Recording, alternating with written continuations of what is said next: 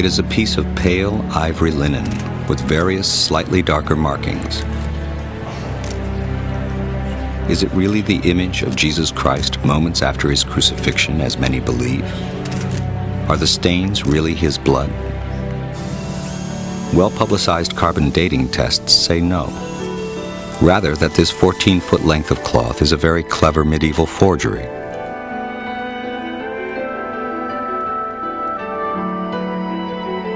But recent information has raised serious doubts about the accuracy of the carbon dating. Scientists are again pressing their attention to the old question: is this an image of the crucified Jesus?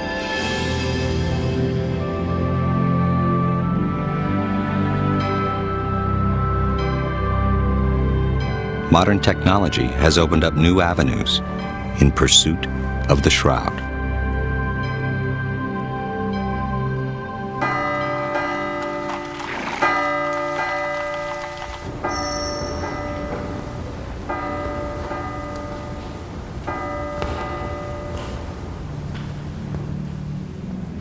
Since the 1400s, the shroud has been taken out of its silver box many times, draped over balconies for royal weddings, and stared at in wonder by countless pilgrims. The shroud first appeared in Europe in 1355.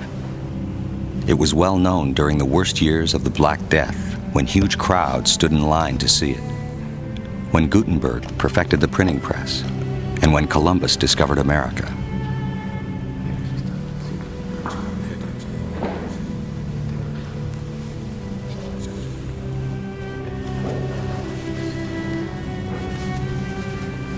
In an age short on scientific tools, in which forgeries were commonplace, the question of the shroud's authenticity could not really be resolved.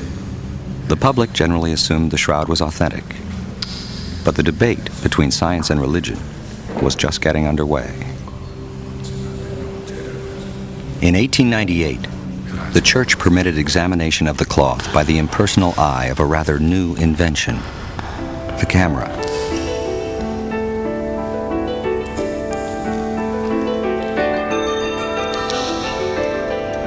No one could have expected that the photograph Secondo Pia took that day would change forever the way people saw the shroud. For as the photographer's glass plate emerged from the developing solution, he saw a face, a distinct, clear face, unlike anything ever seen before on the shroud. He understood at once that the shadowy image on the cloth had been a negative, and that he was now looking at a positive. He held in his hands an image that would launch a century of scientific investigation.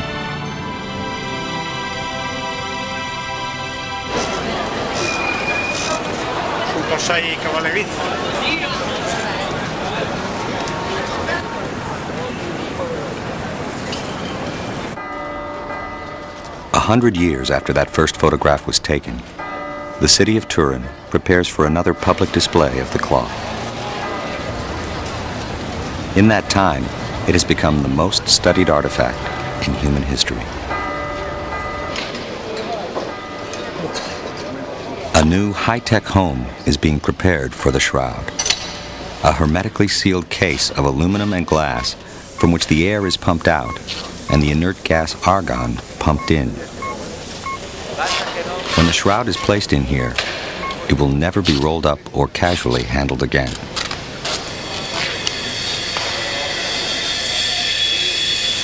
All this activity may seem surprising if the carbon dating tests are correct, that the shroud is a fake.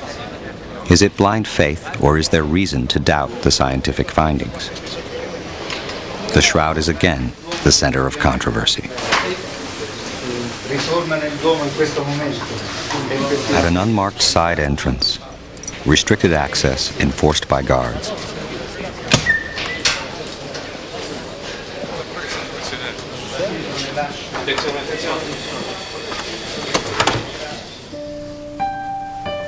unseen by the public and documented only by a single camera, a Swiss textile expert carefully stitches it to a new backing cloth, inch by inch. For the curator of the shroud, Don Giovanni Ghiberti, there is no question about who it is this cloth once covered. This image represents a man who died from the torture of crucifixion. On the Shroud of Turin, there are 3 types of markings. The most obvious marks are scorches from a fire that almost destroyed the shroud in the Middle Ages. Then there is the anatomically correct image of a man, front view and back. And third, what appear to be bloodstains. The bloodstains match biblical descriptions about the torture and crucifixion of Jesus. The beating, the crown of thorns, the spear wound. But is the blood really blood? And how did the image get onto the cloth in the first place? The persistent mystery surrounding these questions has challenged scientists for generations. Students at this college in Glendale, California, get a special glimpse into the ongoing debate about the shroud. Their professor, Angelo Montante, uses the shroud as a teaching tool. This is one of the most amazing cultural artifacts that we find in the history of Western civilization. Clues can be drawn out of it that gives us a perspective on the past. The Bible does not give us details dealing with the crucifixion of Jesus of Nazareth. But let me call your attention to this spot right here where there was bloodshed. If classical paintings were correct, he should have been nailed through the palm. But he wasn't. He was nailed through the wrist. And there has to be a reason for that. And we know what the reason is because of some research done by a French physician. Years ago, a French surgeon experimenting with cadavers was able to determine that the palm cannot maintain the weight of a human being. It has to be through the mesocarpal region of the wrist. Something else is important in this regard. When you nail a person in that area, you press on the median nerve. And when you press on that median nerve, the thumb goes in. And if you'll notice, you do not see thumbs on the figure at all. That's a very accurate kind of thing. How could a forger have possibly known that?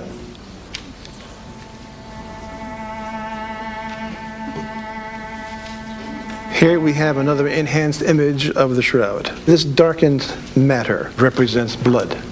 Hair, more blood on the arms. And then the whole torso is bleeding. On the side of the torso, near the 5th rib, is an unusual exudation of blood. It matches the shape of the Roman lancia, which was in use at the time of the crucifixion.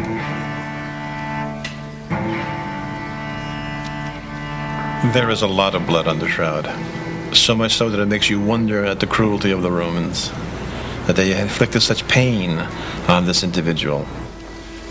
Cruelty shown on the shroud far exceeds most artistic versions of Christ's Passion. Why would a forger have displayed so much more than people expected to see? Short streaks of blood on the back and legs of the man on the shroud baffled researchers for years, until it was noticed that they exactly matched the peculiar shape of the 1st century whip, the flagrum. I'm holding in my hand a replica of a Roman instrument of torture. It's called the flagrum. And at the end of each thong, you find these dumbbells. Notice that there is a space between the 2 dumbbells.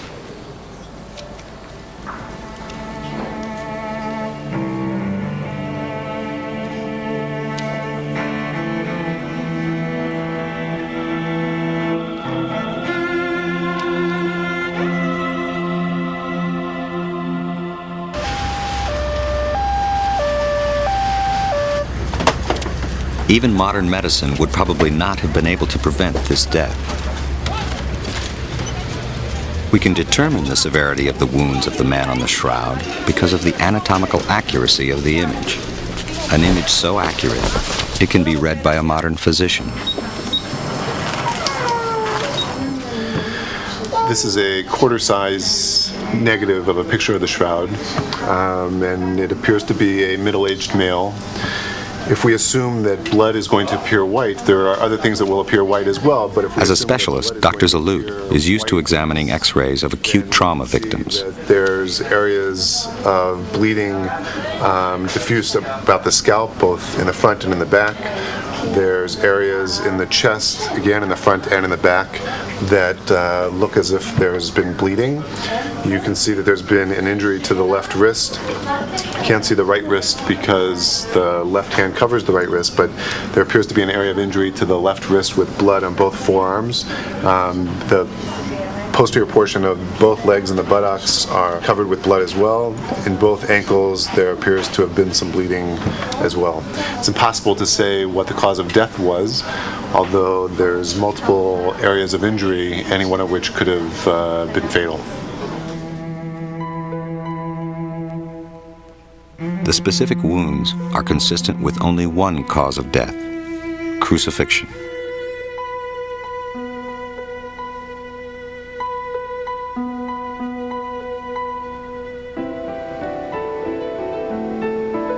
In the late 1970s, a group of scientists pressured the church to let them examine the shroud with the latest technology. An agreement was finally reached, and the Shroud of Turin research project, STURP, was on its way to Italy. STURP was put together primarily with the purpose of examining the shroud to determine how the image was formed. But we had the big problem of never being able to see the thing we were to examine until we got there. It was like an expedition into an unknown part of the jungle. We brought with us a host of technologies, virtually every type of imaging that we had available to us to determine how the image was formed. I thought that I was going to be able to walk into the room, see the shroud unveiled, walk up to it, look closely, see the brush strokes, and go home. Vern Miller was another of the scientists involved. He also started off with a skeptical attitude. The first time I had heard about the Shroud of Turin was from Barry Schwartz, which I thought was a fairy tale of some type. But STURP's objective was to find the mechanism that caused the image to appear on a piece of linen cloth, and not to authenticate the cloth as the burial wrapping of Christ. So relieved of that responsibility, we could look at it in a much more objective way. I didn't know what the shroud was at the time. I'd never heard of it to my knowledge. STURP member Don Lin took time off from his regular job as director of JPL's digital imaging program for NASA. At the time, we were working on the Viking program, which was a soft lander on Mars. We basically had one day to set up the equipment, get it unpacked, set up, and calibrated. And that night, we were supposed to get the shroud around midnight. And of course, about 11 o'clock, a little early, very unusual, the shroud was brought down the hallway into the room.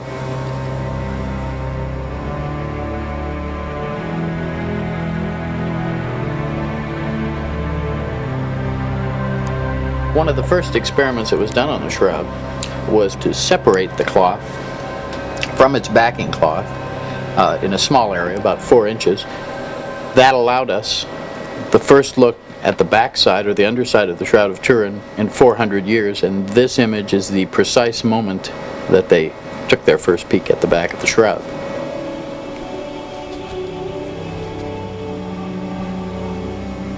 Then Professor Rigi of the Italian team inserted an endoscopic camera between the two cloths. When I saw that focusing light underneath the number 3 bloodstain, I turned off the room lights, he turned on the focusing light, and we saw for the first time that the bloodstains had actually soaked into the cloth the way blood would, and the image did not. Right away, a significant discovery. When viewed from the front, both the image and the blood are seen clearly. But when light is shown through the back of the shroud, the blood is visible, but the image is not. That was something we didn't know until that moment, which meant the image could not be a painting, or we would have a density of paint on the shroud that would show in a transmitted light photograph. We were all anxious to find if the blood was real or not. When I first viewed the shroud during those tests, The blood did not look real to me. The blood looked quite red and fresh, other than something that was supposedly 2,000 years old. To determine if this was real blood, we took samples on a sticky back tape and then examined it in a laboratory much later. It was not until several months later that we determined that this was real blood. Okay, in the next slide, we show the actual blood on the weave of the cloth. Is this the blood of Jesus? Is it the blood of another person who happened to have been crucified by the Romans? Is it the blood of an innocent man taken to create an extraordinary hoax? One of the theories of image formation on the shroud was that it might be a scorch because the color is something like the scorched color of an ironing board cover. In normal light, both scorch and image look the same. Since all scorches fluoresce under ultraviolet light, we imaged the shroud using UV photography. We did not see body image. We got wonderful images of all the scorches on the shroud, but the body image didn't show at all, proving that the body image could not be a scorch. As to what might have caused the image, the scientists ruled out possibility after possibility. Microanalysis of the threads that were brought back determined that the color change of the threads was due to a chemical change, dehydrated oxidation. But we do not know what caused that chemical change. The stains on the cloth are remarkably subtle and complex. One fiber will be discolored, while an adjacent one is not. Yet each fiber is only 1/10 the diameter of a human hair, and in some places the image only penetrates to 1/500th of an inch. There is no known way of replicating such markings on a cloth.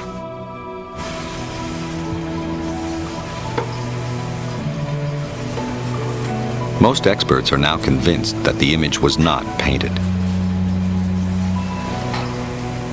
In the search to understand how it was created, scientists placed it under a machine called the VP-8 Image Analyzer, a unique device used by NASA to interpret photographs from space. If we place a perfectly normal young man's picture under the VP, any two-dimensional image, such as a photograph or a painting, will not be read properly. The shape of the original object will appear distorted. the hair, which we know to be over the brow, is actually sunken because it's darker, whereas the face, the cheeks, are actually elevated because they're lighter. A photograph of the shroud should be distorted as well. But it isn't.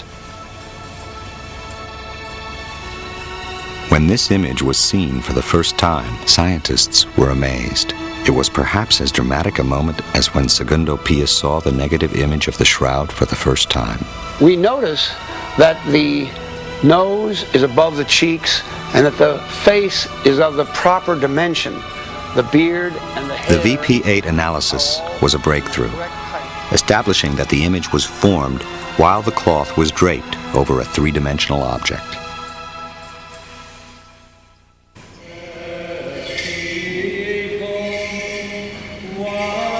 In the Eastern Orthodox tradition, on Good Friday, to mark the day Jesus died, a woven tapestry is brought out, carried as if being taken from a tomb.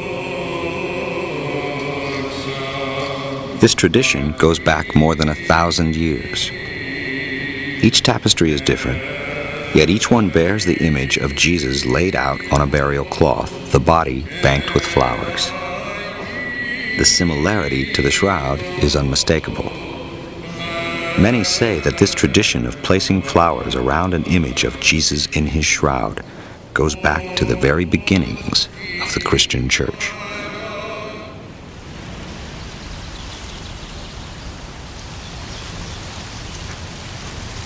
In recent years, subtle images of flowers have been discovered on the shroud itself. This area of research has been vigorously pursued by Dr. Alan Wanger of Duke University and his wife, Mary. Wanger developed the hypothesis that certain off-body images on the shroud were impressions of flowers. He came to this research from the work of German physicist Oswald Scherman. He noticed these, but I didn't see what he was talking about at first. But later on, I noticed the image of a flower very closely resembling a chrysanthemum. And as I backed off and looked around, I began seeing many of these images on the shroud. Obviously, these were banked in around the body at the time of burial.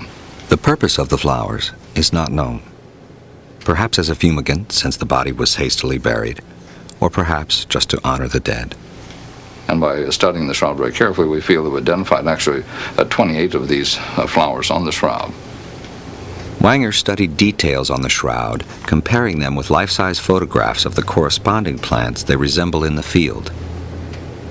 In addition, we were able to determine the flowering time of these, and all of these flowers bloom in either March or April, which indicate that this was the time of Passover, the time of crucifixion. Many of the plants recognized by the Wangers seem to be native to the Jerusalem area. They showed their findings to Israel's leading botanist, Avinoam Danin. Using details of plant morphology, I was rather happy to confirm their observations.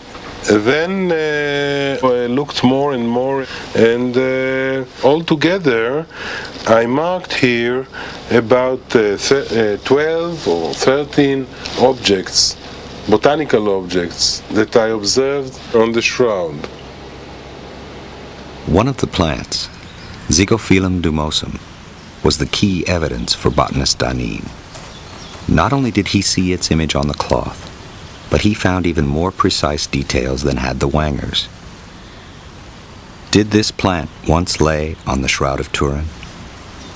We can see here the image of Zygophyllum dumosum. The winter leaf looks like that. This is the petiole. Zygophyllum dumosum grows in only one place in the world, a small area near Jerusalem. The 4 leaves I found is so clear that I can state that the stem of Zygophyllum dumosum was laid on the shroud in the spring. Additionally, I could say to you that it couldn't be that the shroud was made somewhere else. It had to be here.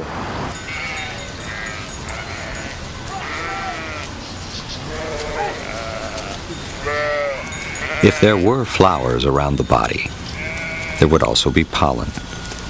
Pollen can last thousands of years, and under the microscope, each type is distinctive.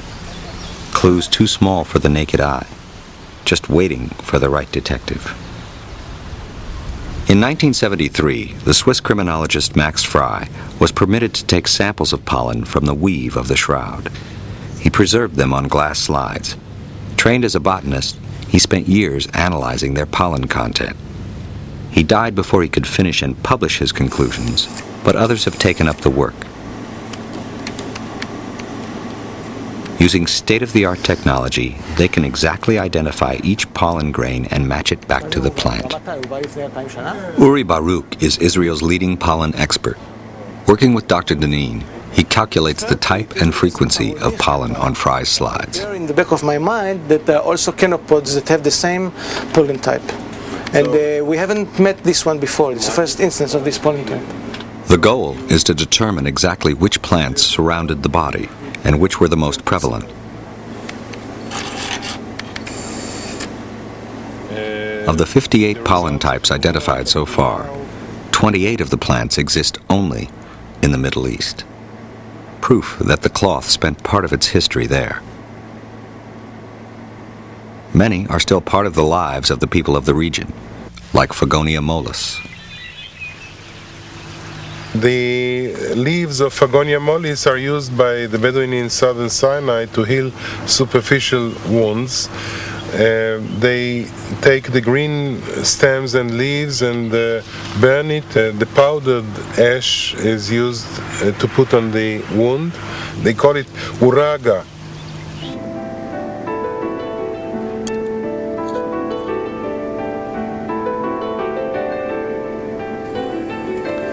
There is another Gundelia right now of The slides have revealed an unusually high density of pollen from a plant called Gundelia terniforti. This particular sample came from an area next to the head of the man on the claw. You can see the spines, okay? Here one, here one, here one. And the plant that left so much pollen in this spot on the shroud can be recognized by its flower, but it's better known for something else.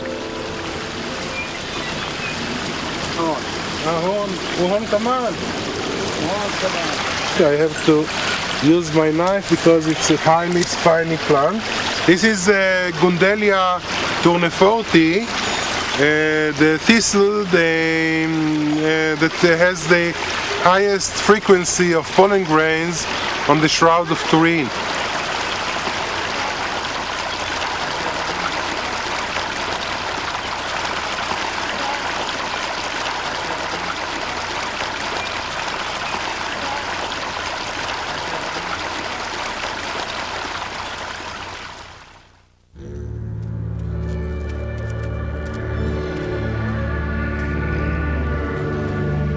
In this Greek Orthodox monastery, deep in the Sinai desert, is a very special painting of Jesus Christ, known as the Pantocrator. Many researchers are convinced that it was painted while looking at the shroud.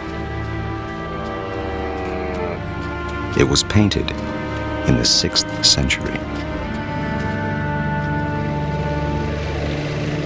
We see on the icon that the eyes have a very large staring appearance, but if we rotate to the shroud, we see that the eyes on the shroud have the appearance of being wide and staring and a little off-center.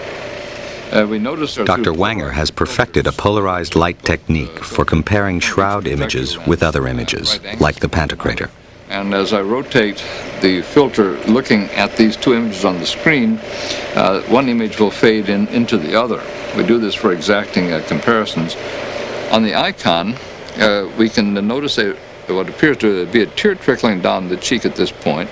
But if we rotate to the shroud, we actually find that there's a little stain, possibly a blood stain, running down the same place. If we drop down to the tip of the nose on the icon and then shift to the shroud, we notice the configuration of the nose is quite exacting. Looking down at the lips on the icon, we see that there are apparently chapped lips here. But if we look at the detail on the shroud, we notice that all of those marks are visible on the shroud.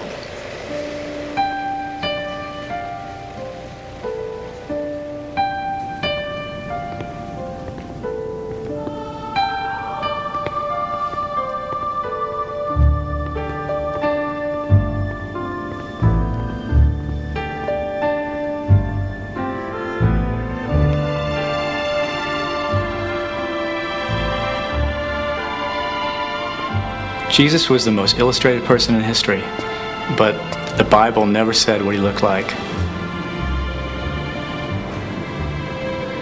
How do we know? How do we know he had a beard? How do we know he had long hair? Where did artists get their imagery from? Art historian Jack Riley has made a study of the face of Jesus in painting. Is there a common source for this image we all know so well? Each artist has his own view of the man. Suffering, triumphant, the Redeemer, the humble. Powerful. Yet artists over the centuries have stayed within certain parameters that allow us to recognize the man as Jesus. What are the guidelines, and where did they come from? Riley and many other researchers believe there was a prototype Jesus that set the standard centuries ago. The search for that prototype has taken researchers back to the first centuries following Jesus' death. How would an artist get from this image to this image, where we have the beard, no beard, the hair falling down, parted in the middle on both sides? Not here. This Jesus looks like a Roman god. He's painted in a youthful manner. Doesn't have the same characteristics. The question is, what's missing? In the 1930s, French researcher Paul Vignon noted numerous markings on the paintings that have been done of Jesus Christ for many years. These came to be known as the Vignon markings. Let's take a look at some of them. First of all, notice this line transversing across the forehead of Christ. And look at this, a geometric three-sided square on the bridge of the nose. Also, another triangle right here on the nose, an elongated nose that is indicative of numerous paintings of Christ from the period. Scholars have identified the owl-like eyes, the elongated nose, and the rest of Vignon's markings on the shroud. Was the shroud the model in the first place? Here we have some reproductions of some 11th and 12th century paintings in which you'll notice these geometric markings. First of all, right here between the nose, you see that strange geometric U-shaped three-sided square. The owl-like eyes. The elongated nose is a characteristic. Notice the two long strands of hair hanging down on the forehead. On all four of these images, all four, you see the wisps of hair. Not one strand, but you actually have two strands of hair. All of these markings, all of these congruent points lead me to believe that something influenced these artists.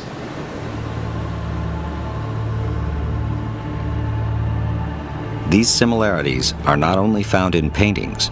This coin was struck in 695 AD. We see on the coin a rather crude image here, but as we rotate our filter and then go back and forth, we notice there are some remarkable similarities. For instance, if we look on the coin, we notice these large clefts off the side of the face here, but if we go to the shroud, we see exactly the same cleft. On the coin, there's a bridge across right here. When we rotate the shroud, we notice the same bridge there. On the coin, there's a little outpouching here. We rotate the shroud, there's the same outpouching right there. As we look at the eyebrows, we see these match up. If we look at this blood stain on the shroud here, we see that in the hair here, if we even drop down to the fold on the shroud across the neck, we see that the iconographer who was doing this dye for the coin included this very exactingly. And there's no question who the die cutter thought it was, because here it says, Issa Christus Rex Reganatium, around here, Jesus Christ, King of Kings.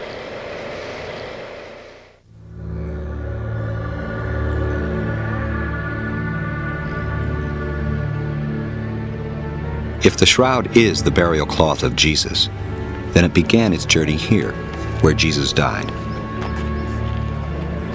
In the modern city of Jerusalem, the past is still alive. Many of the customs still reflect the ancient world. Does the burial of the man on the shroud fit with ancient Jewish culture?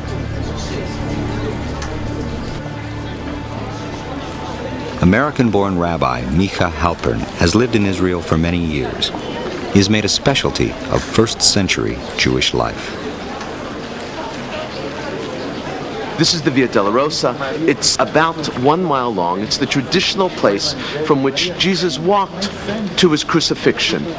And pilgrims come from all over the world and have been coming for centuries to traverse this very path. 20 shekel book. Anybody want some film? $4. Jerusalem at the time was a Jewish city, and as a result, Jesus would have been buried in the context of Jewish law. Shroud scholars believe that the burial of Jesus, though hasty, was performed in accordance with Jewish custom. The Jewish Bible relates that one should remember the Sabbath day to keep it holy. On Friday afternoon, people are running and hustling and bustling in order to finish their chores before the Sabbath enters. So too was the case 2,000 years ago. Jesus was taken down from the cross on Friday in order to speedily inter him before the Sabbath day, because nothing can be done on Sabbath. No work, only rest. Is there any record of the shroud in the earliest years right after the death of Jesus? According to legend, a king in nearby Edessa fell gravely ill and called for the Jewish healer. Jesus has already died, but a cloth bearing his image is delivered to the king.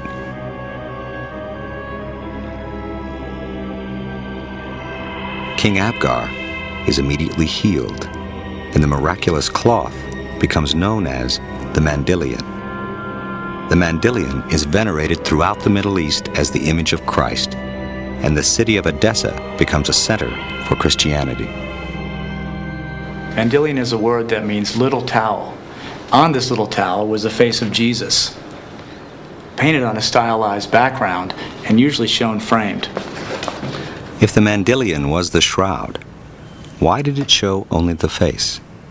It was then known only as a face cloth, but Ian Wilson, the English historian, says, there's a key word in ancient documents, tetradiplon, which means doubled in four. If you double the shroud in four, you end up with a little rectangle with a face in the middle. Could the cloth of Edessa be the shroud folded to reveal only the face? The shroud is its own best map to the past. You start with one clue, and it leads to another. Call volunteers, please. In 1978, the STERP team discovered a number of folds on the shroud. But of those, 8 were prominent. And what we're going to do now is replicate that folding of the shroud. The breaking light photographs proved, yes, there are 8 folds in the shroud. Of course, photography can't tell us when they were made, but it does show that at least at one time in its existence, that shroud was folded in 8. So there would have been a rectangle with the face sitting in the middle of the rectangle.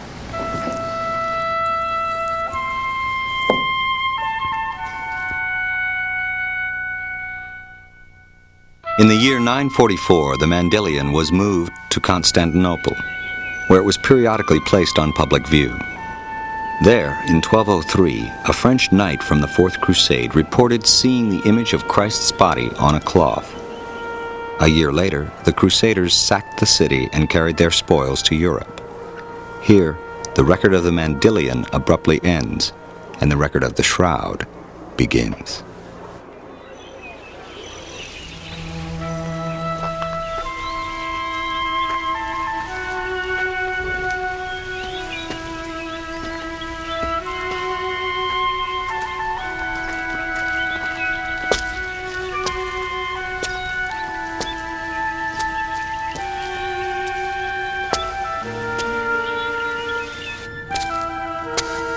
This is a cave just outside of Jerusalem, which is probably very similar to the type of cave where Jesus himself was buried.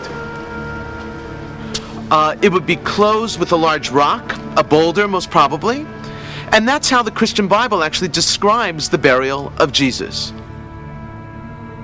When the STERP team examined the underside of the shroud, they found that some pollen grains could not be identified because they were coated with a mineral. This mineral was subsequently analyzed and traced. And investigating the mineral, they discovered that it was a limestone of sorts. A limestone very, very rare and indigenous to an area outside of Jerusalem. The shroud is covered with blood.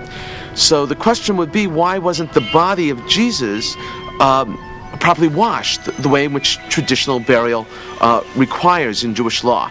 So the answer would be that when there's a tremendous amount of bleeding, one doesn't purify the body with water for fear that one would wash off all of that blood has to be buried with the body itself.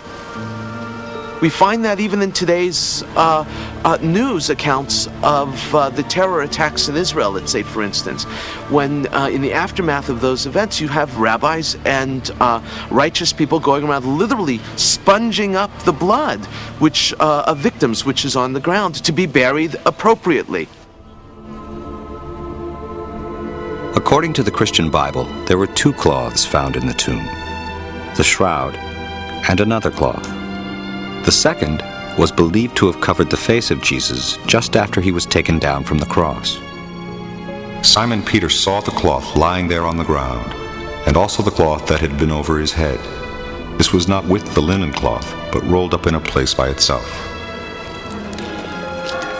This cloth, called the sudarium, is found today in Oviedo in northern Spain. Jorge Rodriguez is a member of Spain's Shroud Study Center, and Mark Goosen has written a recent book about the sudarium and its relationship to the shroud.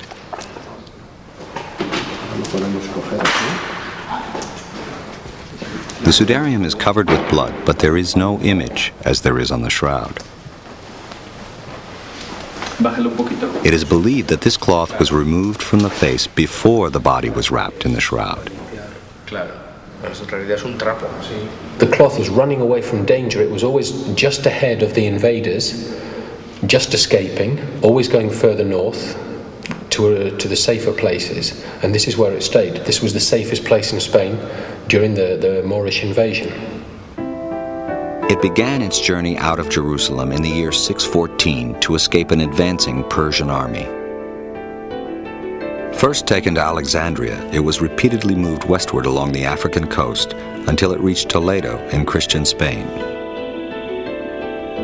When the Moorish invasion of Spain began in 711, the sudarium was rushed further north into the mountains and hidden in a cave.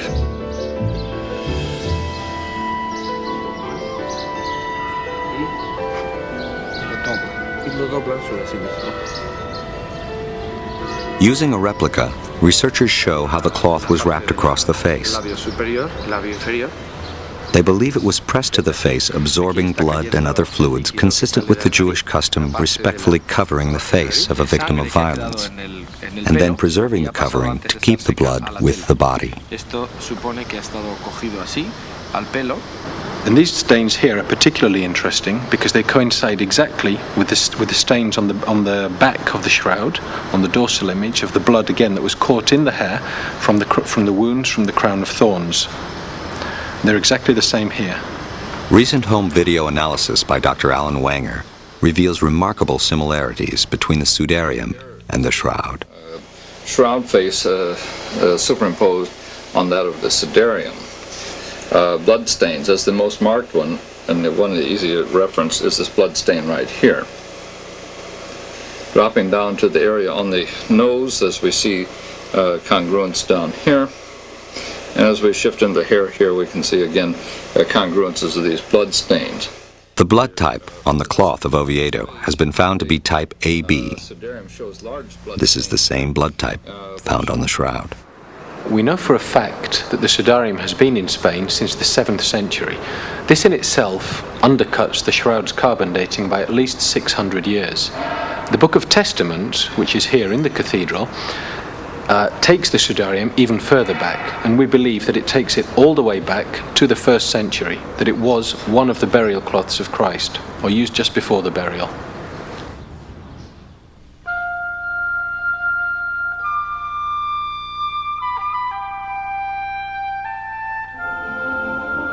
In 1988, carbon dating tests concluded that the shroud was no more than 600 years old. This seemed to put an end to scientific inquiry into the cloth.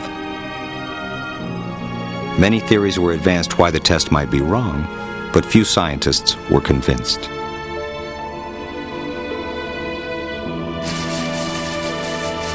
Then, microbiologist Dr. Garza Valdez announced a significant discovery, a coating he found on ancient cloth fibers caused by bacteria, which can distort carbon dating.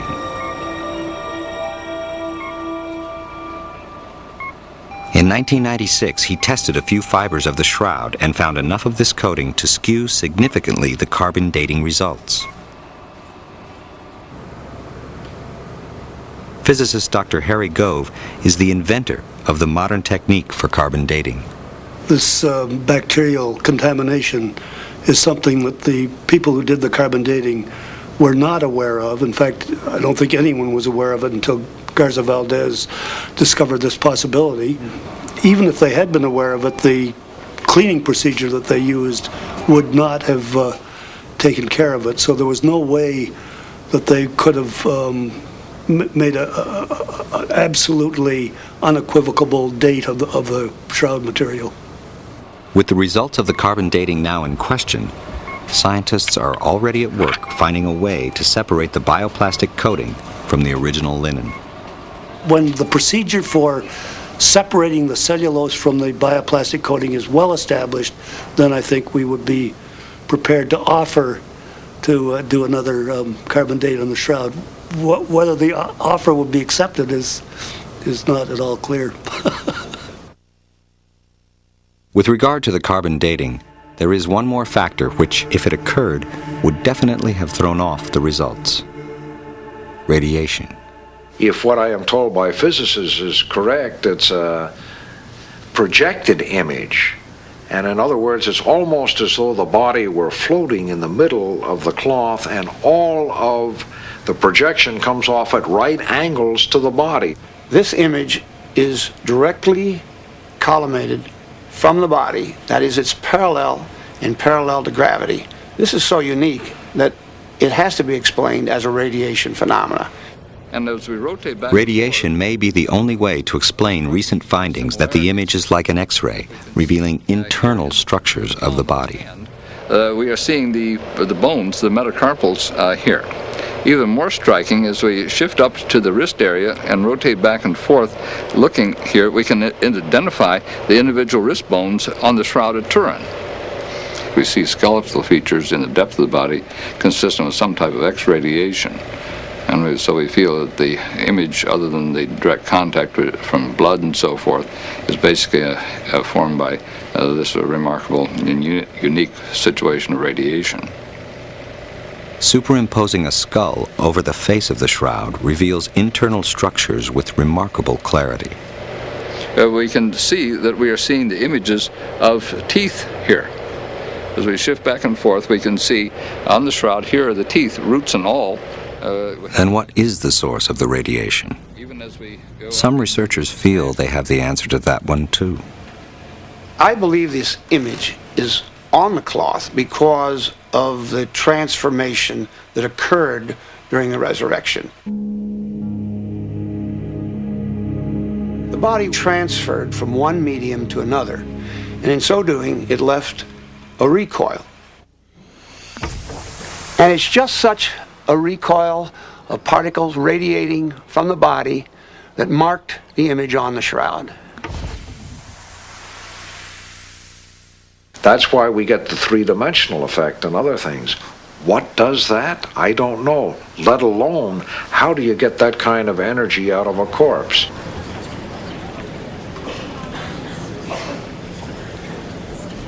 We will never know if the image on the cloth is Jesus.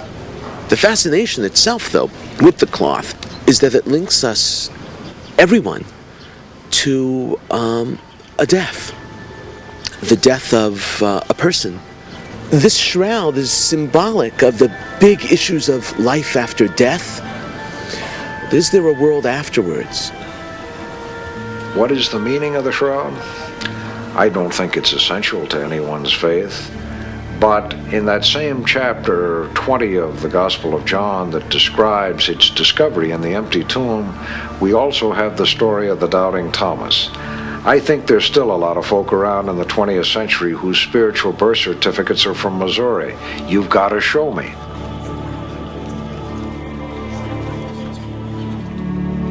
What kept my attention over all of these years is the sheer mystery of it. I feel that there are clues on the shroud that have not been revealed yet, have not been made evident and clear to people, that will tell the story of the shroud and how it came to be.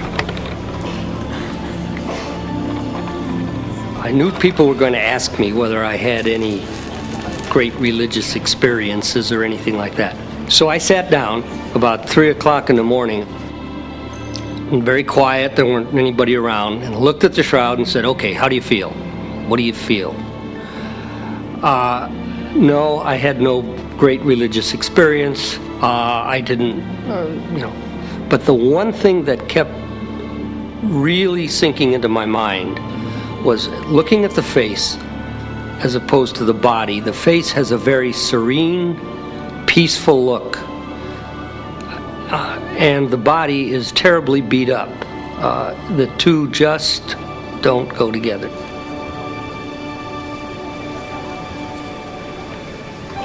Our team spent hundreds of thousands of hours.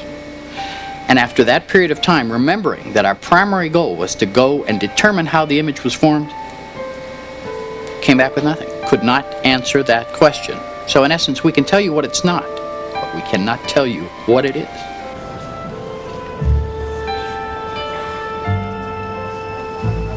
Theology should not be in conflict with technology. Reason can never prove the divinity of Christ. Science can't make a theological statement. At best, it can say, this probably wrapped the historical Jesus of Nazareth.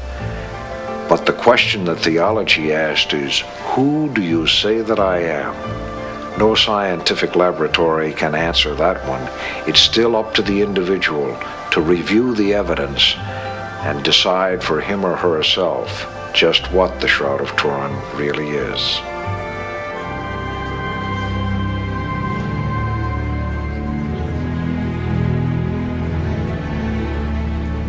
The Shroud of Turin has made a greater impression on my life than anything else. It's kept my total attention for over 20 years. I'm not through with it at this time. I expect that it'll be the major focus of my attention the rest of my life.